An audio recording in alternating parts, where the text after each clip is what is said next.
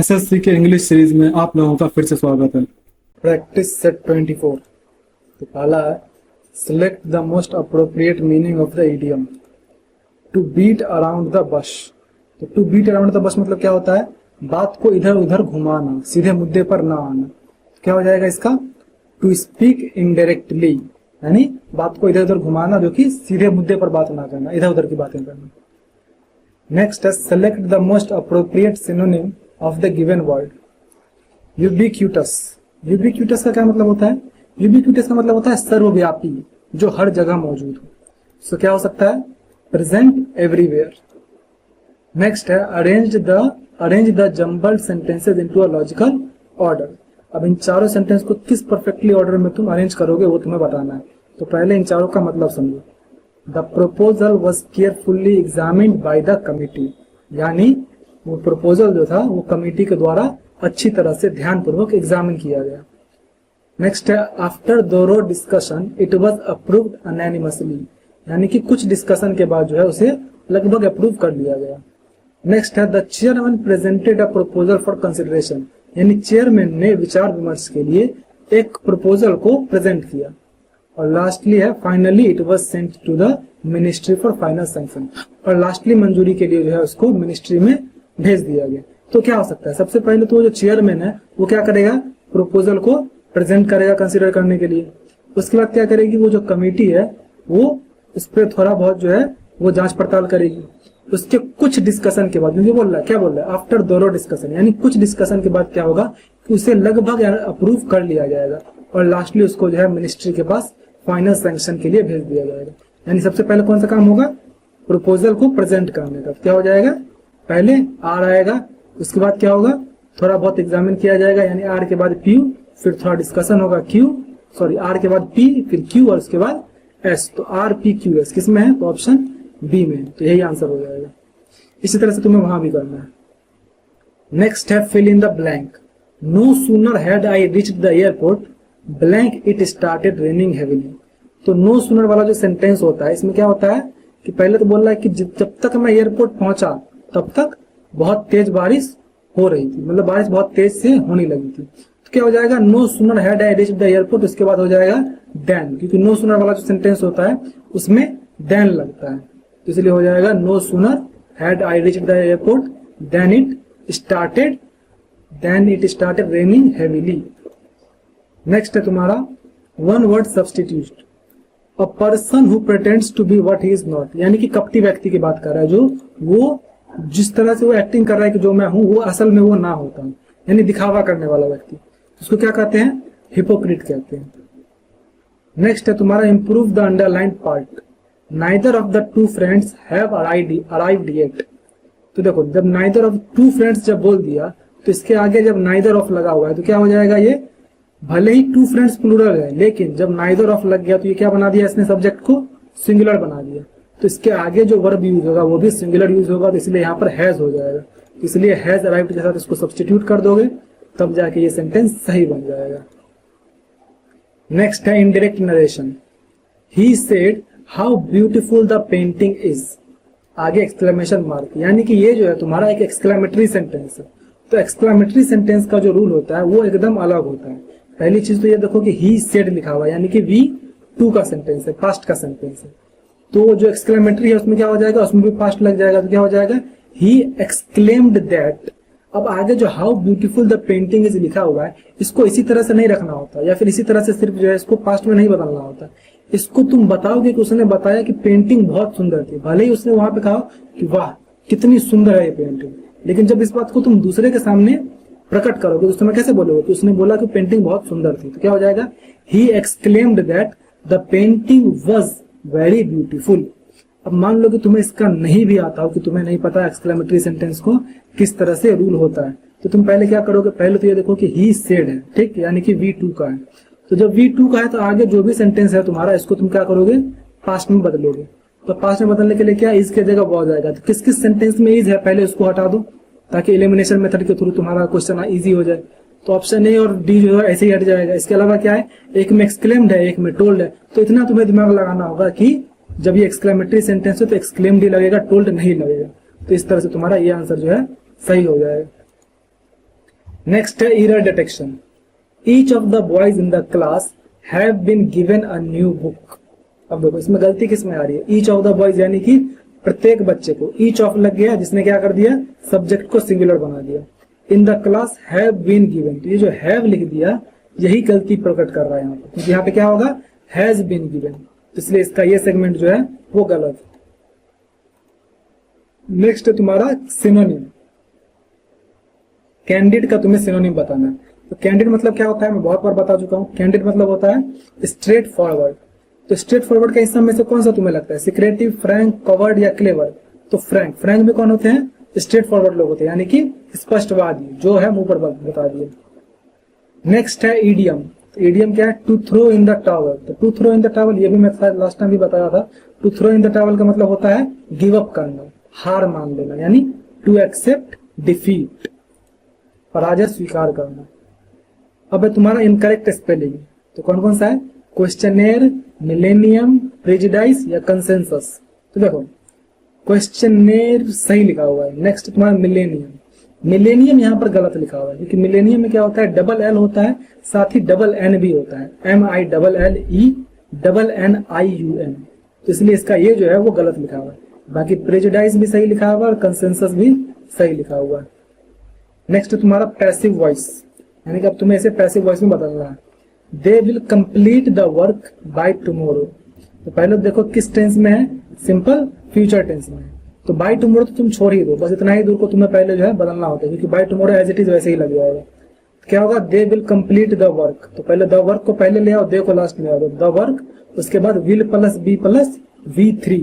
तो the work will be completed by them. आगे by tomorrow है तो बाय टुमारो लिख दो। तो किस में है ऐसा, ये रहा, the work will be completed by them by tomorrow. Next है तुम्हारा एंटोनिम्स। एम्बिजियस। एम्बिजियस का क्या मतलब होता है, ये भी मैं पहले बता चुका हूं। एम्बिजियस मतलब होता है अस्पष्ट, जो कि क्लियर ना हो। इसका तुम्हें क्या पूछ रहा है, एंटोनिम पूछ रहा है, तो क्या हो जाएगा, क्लियर। नेक्स्ट है तुम्हारा error in sentence. The teacher asked me that why I was absent yesterday from the class. अब देखो इन चीजों के लिए तुम्हारा ग्रामर मजबूत होना जरूरी है, तभी तुम समझ पाओगे कि कहां पर जो है दैट लगता है, कहां पर एक्सक्लेमेटरी वाला लगता है, कहां पर जो है WH वर्ड होता है तो उसका क्या यूज होता है, किस तरह से उसके लिए रूल होता है। जैसे देखो जब बोला द टीचर आस्क्ड मी, इसका जो तुम्हारा डायरेक्ट नरेशन होगा ना, उसमें क्या होगा, द टीचर सेड, या फिर हाँ सीधे द टीचर सेड, उसके बाद ये तुम्हारा रिपोर्टिंग स्पीच स्टार्ट हो जाएगा। ओके, उसके बाद वो पूछी होगी why were you absent yesterday from the class. तो इसका डायरेक्ट नरेशन ये होगा। अब तुम्हें पूछ क्या रहा है कि सेंटेंस में एरर क्या है, तो जब ये WH वर्ड वाला जो सेंटेंस होता है उसको जब हम इनडायरेक्ट नरेशन में कन्वर्ट करते हैं तो हम दैट नहीं लगाते, सीधे हो जाएगा the teacher asked me why. The teacher asked me why I was absent yesterday from the class. ये जो दैट लग दिया इसी ने सेंटेंस को खराब कर दिया, तो इसलिए इसका ये सेगमेंट जो है वो गलत हो जाएगा। नेक्स्ट है fill in the blank. The thief was caught red blank while stealing money. यानी चोर जो है वो चोरी करता हुआ, पैसे चुराता हुआ रंगे हाथों पकड़ा गया। तो रंगे हाथों के क्या बोलते हैं इंग्लिश में, रेड हैंडेड। क्या हो जाएगा, रेड हैंडेड। नेक्स्ट है one word substitution. A person who studies elections and voting trends.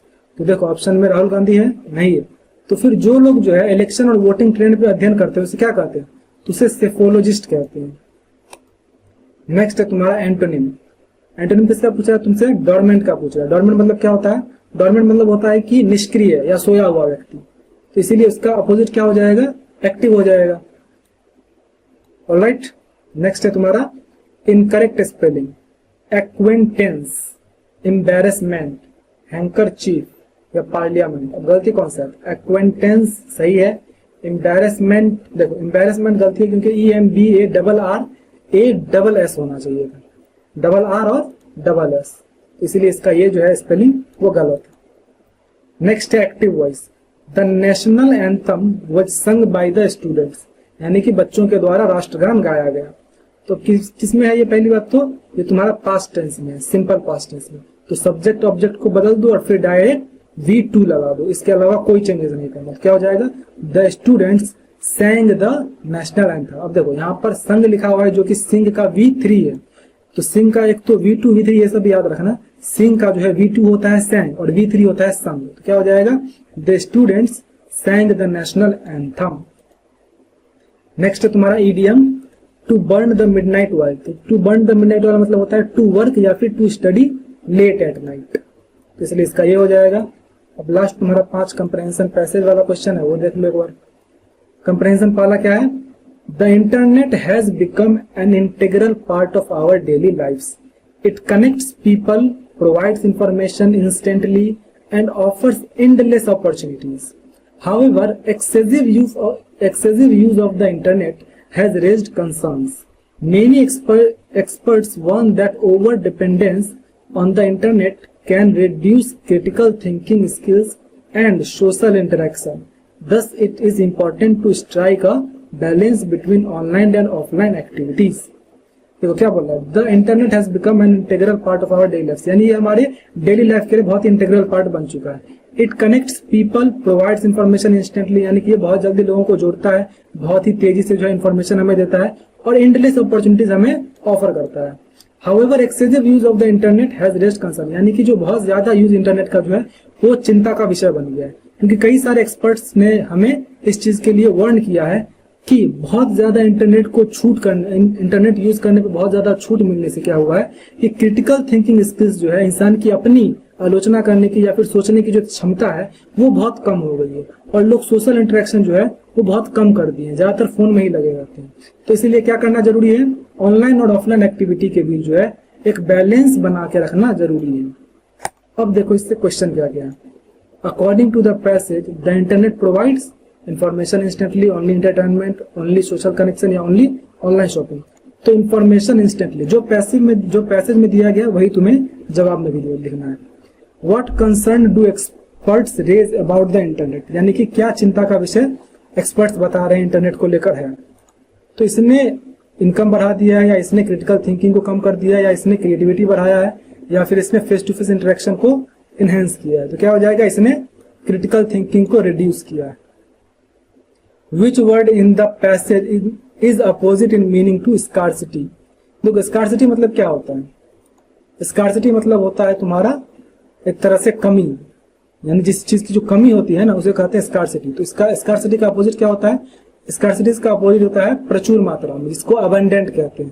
लेकिन abundant तो हमें कहीं भी यहाँ नहीं मिला, तुम्हें पैसेज में कहीं भी abundant तो नहीं मिला हुआ था, लेकिन उसके जैसा तुम्हें कौन सा वर्ड यहाँ मिल रहा है। तो इसके पहले इन चारों वर्ड में देख लो कौन सा है, बैलेंस। बैलेंस क्या होता है, बैलेंस बना के रखना, यानी कि दोनों तरफ बराबर रखना। अपॉर्चुनिटी मतलब अवसर, इसको अंडर कंसिडरेशन रखते हैं। स्किल्स भी नहीं हो सकता, इंटरेक्शन भी नहीं हो सकता, तो अपॉर्चुनिटीज ही हो सकता है, क्योंकि यही जो है सबसे करीबी मिल रहा है अबंडेंट से।